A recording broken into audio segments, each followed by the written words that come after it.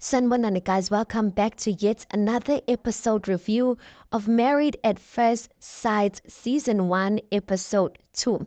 Now, last week, guys, there was two couples that were married off. This week is basically another couple, and I guess the next week, they'll basically show us the lives of the actual couple. But I must say, guys, you know what? I'm nervous about all these couples, and if I'm being quite honest, I know there's some couples that look cute, but guys, when I keep seeing trailers of the upcoming weeks, I don't have hope for any of these couples because I kind of feel like they downplayed of how much of marriage is a commitment, you guys. And at least when you start off marriage knowing the person, there's the foundation of love. So when you're going through hardships, you're like, but I love this person. Muntu wami lo, I love them. Now, when there's no foundation like that, or they mature enough to let the decision making be their foundation. Because at this point, you're married. So even if you're going through stuff, you should be at least able to say that, but I made a commitment to this person. And like, it's very hard to be committed or fulfill a promise or commitment you made to a person that you hardly know. So your feelings are not even that attached to them like that. So angazi, you guys, I don't know how they used to do it back in the days, but I guess back in the days it was different. The expectations were not like now, like everything was different.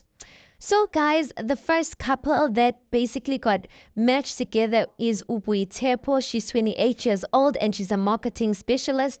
And Usebenzile, who is 31 years old and he is an advisor client.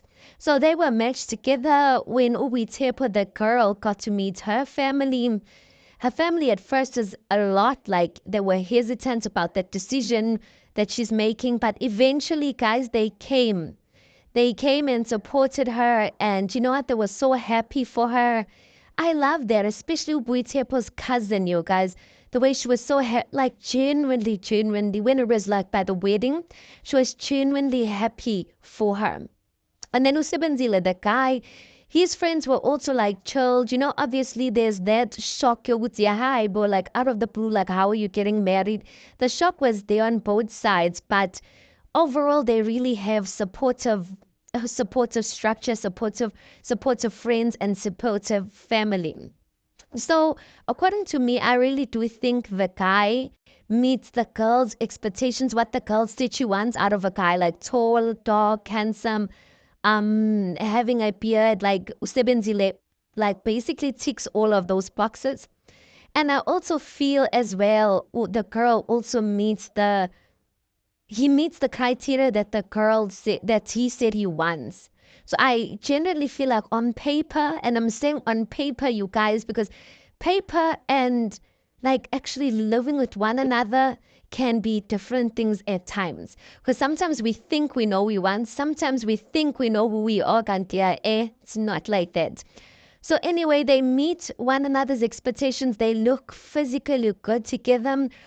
When they met up together, guys, at the wedding, like it was such a cute vibe. Like they looked genuinely happy at one another. Even like the kiss that they shared with one another, you could see like they looked like they were comfortable with one another, you guys. They generally looked like they were comfortable with one another after they said the vows. Like even the family, Tepo's family, the way they were so supportive, like they liked the guy. They liked the guy. The guy looks respectful. Usebenzile looks respectful. So even the conversations that they were having, it looked like it was like flowing. Like it looked like, yeah, it was just flowing. Like, so that was like cute vibes. So that's the first couple. Let me try and predict my issues with this couple. Buitepo. Now, I don't know why I keep saying Buitepo. Buitepo, I feel like she's strong-willed. She's got a very strong character. And I don't feel like Usebenzile, the guy is a walkover. But I feel like the way, like he's a guy of few words. Like I don't feel like he's the guy like who's gonna keep like wanting to tell you like one thing over and over again. He's the type of guy like he knows his worth. And I feel like he's not scared to whoop out of a relationship because he knows like he's comfortable with who he is. I love a guy like that. Comfortable in who he is, he knows his worth. And yeah, but I do feel like Uwitepo might be an issue, a bit of an issue in this relationship because it looks like she's advanced in her career, guys. She's a marketing specialist. Ukai says he does a lot of things, but on screen they said he's an advisor client, but he said he's a banker. He's a gym instructor. He's a like a lot of things. So in my mind, it makes me think that he's still. I don't know whether I want to say whether he's still finding his feet or whatnot. I don't know. But Buitepo looks like she's got a lot more structure in terms of her career. And I don't know if that might play a factor. It looks like what seems like to me, guys. I don't know that she might be the one who's earning much more money. And yeah, I feel like, yeah, I know she came off as if she was like humble, sweet, and I do believe all of those things are true. But I foresee like something in me just like feels like okay, luzoba inkinga lana. I feel like she's gonna be a lot more. She's gonna come off strong. I don't know. We're gonna see. Like I might be wrong. And then the second couple is Utami. Tami is 35 years old. Utami ang stressa, guys. Utami ang stressa. Tami wants polygamy, you guys. And I'm like, dude, why did you come on the show? Because you can't like I don't know. He wants polygamy, number one. Number two, Utamuhlale Dubai, you guys. He stays in Dubai. So he was saying that he even wants his spouse to move back to Dubai with him. So I'm just like, why are you on the show? This is too much. Number one, you're marrying someone that you don't know. Mtanabant is marrying you and they don't know you. Number two, Iskat asendaba, you want polygamy because you come from a polygamous family and don't. Number three, you want to move to Dubai. Like that is huge. Like how is this relationship or this marriage supposed to even work if you plan on moving to Dubai, which I'm guessing it's going to be soon. Hey, angas, abanye on the X streets and the Twitter streets, they like Tommy must be honest with himself. He's playing for the other, like he's into the same things. So, angas ngaloko. And then the girl, Uzitobile, she is 35 years old and she's a teacher. You know what, this couple, you guys, a lot of people were saying on Twitter that they feel like I'm saying the polygamous, they feel like the panelists like did this couple wrong. I'm like, the panelists did not have any choice. Like it was the last people standing. The rest of the other couples on paper, they make sense. Ne? But these were the last two standing. So what were they supposed to do, you guys? It's just sad, for Uzitobile, because Utami, like he knows what he wants and he seems like he's adamant about what he wants. But another thing that really worried me about this couple, guys, even before they met, I was cringing because Utami was quite open that he's got a specific type of woman that he likes. Even his friends were saying the same thing. He said he wants a woman with a flat stomach, beautiful legs, curvaceous, and a big nyash. That's what he said. And I'm just like, obviously, I am watching the thing and we are watching the thing and we like, okay, Lucy Tobile is the very opposite. Well, she is curvaceous, but she doesn't have a flat stomach. We don't know about the legs. I don't know about the nyash. She does look like she has a big nyash, but she doesn't seem to fit his criteria. Because the one friend even said that Utami doesn't like fat people. And I'm using the word fat because that's the word the friend used, guys. So, yeah, I was very like nervous about that.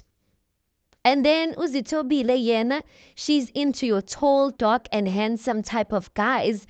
And Utami's like the exact opposite of that, you guys.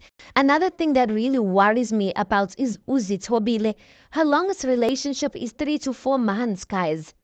I don't know if she has the maturity to really stick out a relationship with that little type of experience. Because they emshadeni kuyabekezelwa. So with 3 to 4 months experience, with no love as, you know, the basis of friendship at the or friendship as the basis of the relationship, I don't know if she's really gonna have the emotional strength and emotional capacity for a marriage, because already Uke looks like an emotional person.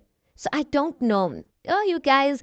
Anyway, they get to meet one another when Zitobile walks down the aisle. You can see the friends are cringing a little bit because they know very well which the girl is not the guy's type. Even when the guy walked down, Zitobile's family were cringing a little bit because they know very well Uzi, he's not tall, dark, and handsome. Anyway, when they met, I honestly, you know what? When they saw one another, I think it went better than I actually initiated. I thought they were gonna be cold towards one another.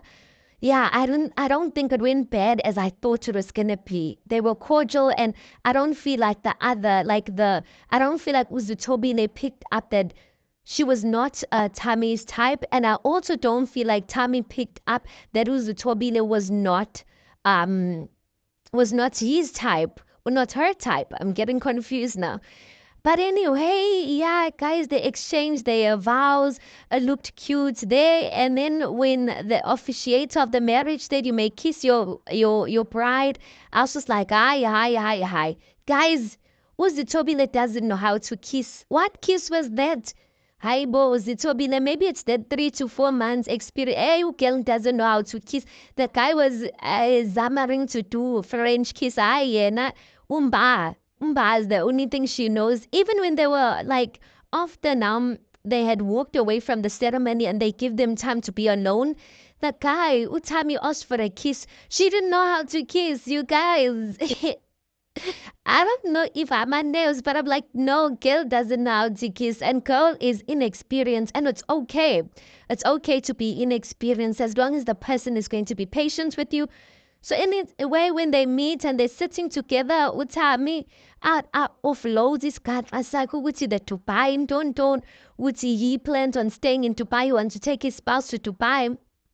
And obviously Zutobile is surprised, and he then asks a very foolish question. He's like, what are you doing here in South Africa that would make you want to stay? What? Dude, it's not just all about she's got a career here. Never mind the career, her whole family, you know?